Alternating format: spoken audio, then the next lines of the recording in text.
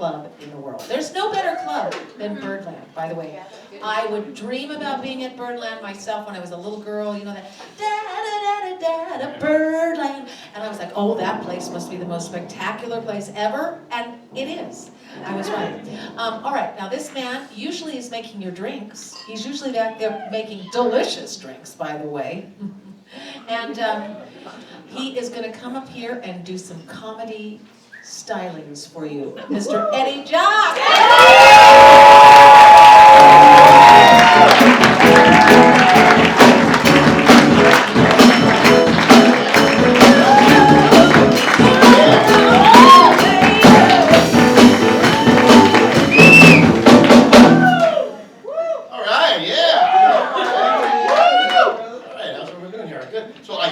Introduced as a professional comedian trying to break into the restaurant business. And maybe you see me around town. Sometimes I'm your waiter, sometimes I'm a bartender, like here. Sometimes I'm just the guy in the kitchen that messes with your food right before it goes to your table. You know? It's like, what do you mean no salt? Come on, that's flavor. I love all the different flavors and tastes there are in the restaurant because growing up in our family, we didn't have flavor and taste. It's my heritage. It's Canadian and Irish. Yeah, two names you're not going to see on the international cuisine category. First off, there is no Canadian food, okay? No one here said, what should we get for dinner tonight? Let's see, we got Italian, Chinese, Canadian, yeah! Let's go to the Klondike Cabin. They have one food, you know what it is? Poutine. No, poutine is just a Canadian's way of saying I'm too drunk to read the menu, okay? No, it's Canadian bacon. You know what it is? It's ham.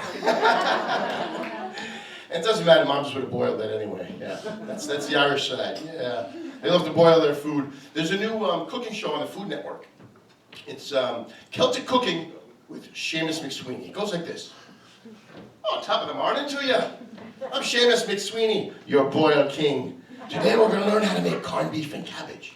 Now first, you drink a pint of Guinness. You don't want to be cooking on an empty stomach now. Now, you take your corned beef, you put it in a pot full of water, you place it up on the stove, and you boil it for a few hours. Then you take your cabbage, you put it in a pot full of water, place it up on the stove, and boil it for a few hours.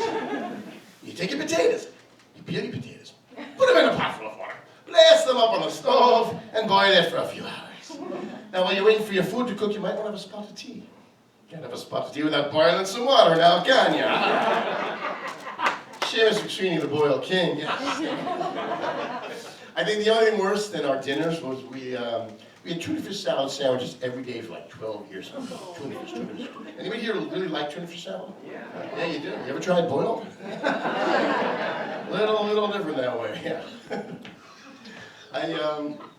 I moved recently. I moved to Richmond Hill in Queens, and it's right by Forest Park. It's beautiful. I love it.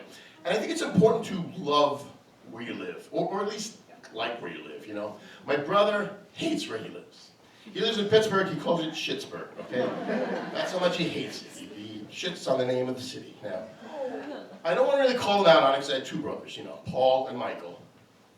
It's not Paul. And he just hates living there. And when he does, he just complains about everything. So like, he's like, you know, oh, you don't understand, I'm doing 30 years to life here. I'm like, 30 years to life, you know, well, why don't you move? You know, he's like, no, I can't, you know. So I just completely fucked this whole thing up. I just forgot where I was. All right, so he complains about everything, he hates everything. So my thing is, I think when he dies, he's gonna go to heaven and he's gonna hate that. He's gonna get there and he's gonna be like, what the hell is this? What, you fucking kidding me? A bunch of people hanging out in robes and clouds, and this is it? And they're gonna push him right off that cloud and he's gonna go down to hell, right? And they're gonna be like, you know, welcome to hell, a place where you will burn forever in eternity. And he'll just look around and go, well, at least it's not Pittsburgh.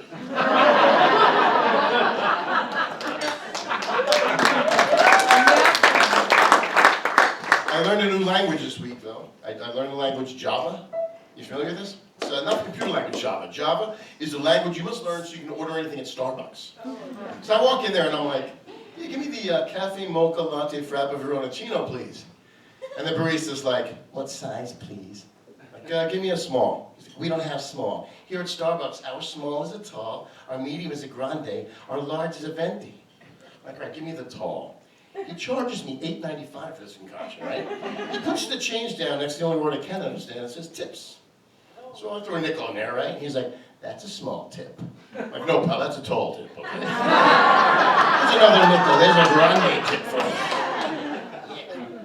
Now, tips is a word that we use in the restaurant business. It actually makes sense. It's an acronym to ensure prompt service.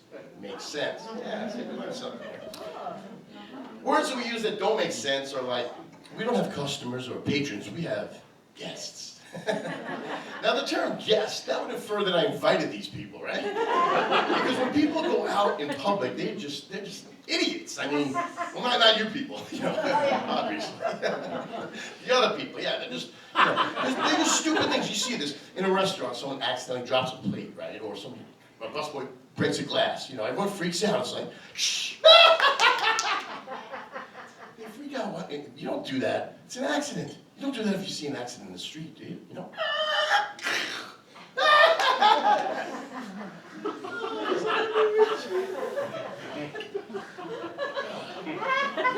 You gotta make a reservation also, right? Old maitre d's in New York are pretty much the same, you know? They got that pretentious attitude about them. I like to walk up and like, 2 please. Do you have a reservation? No. 2 for dinner? No, I'm here for the oil change. Oil change, hilarious. Please take this gentleman, party of 2, to table 37.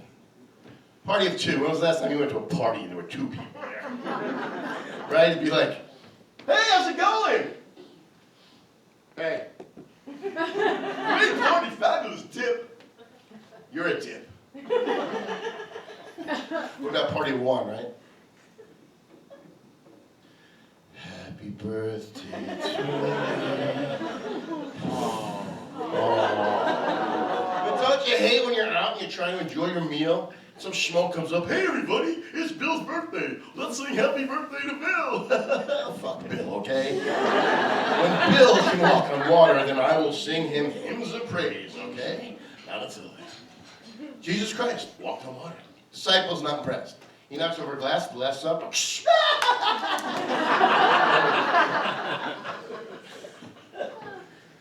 I'm going to leave you with this last thing here. You ever find yourself defending a certain point of view, and you realize the more you talk, the more you prove the other person's point? Right? All right, so this happened to me recently. Well, first of all, take a look. Smooth, bald head, neatly trimmed goatee.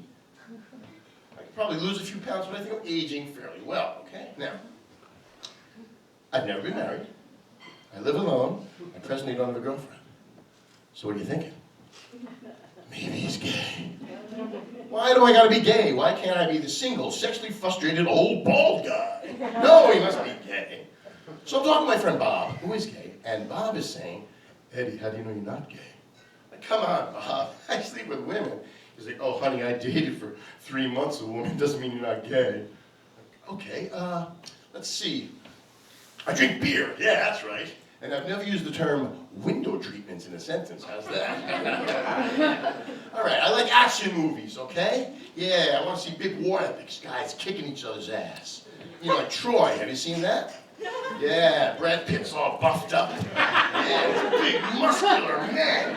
And they're grabbing their swords. And they're wearing leather breastplates. Leather skirts. Oh my God, Susie Mosher was right. Oh, lesbian. Thank you, that's my time.